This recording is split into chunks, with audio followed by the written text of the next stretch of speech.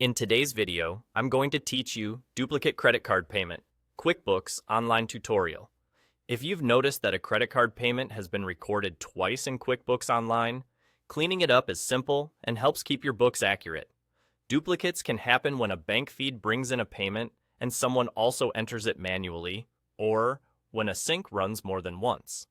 Today, I'll walk you through removing that extra entry safely.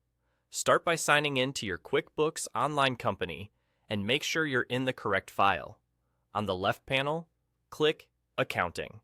This is your hub for managing accounts and transactions. From here, go to the Chart of Accounts tab. The Chart of Accounts is the master list of every financial account in your company: assets, liabilities, income, and expenses. So this is where your credit card accounts live. Find the credit card account that contains the duplicate payment. When you locate it, click View Register. The register is a ledger-style view that lists every transaction tied to that account, including charges, payments, and adjustments. It's the best place to spot duplicates side by side. In the register, scan for the payment that appears twice. Look closely at the date, amount, payee, and memo to confirm that it's truly a duplicate and not a similar but legitimate entry, like a separate payment, a refund, or a fee reversal. If you have a lot of activity, you can sort by date or scan around the day the payment cleared to find the twins more quickly. Taking a moment here prevents removing the wrong transaction. Once you've identified the duplicate, click on that transaction to highlight or expand it, then select Delete. QuickBooks may ask you to confirm.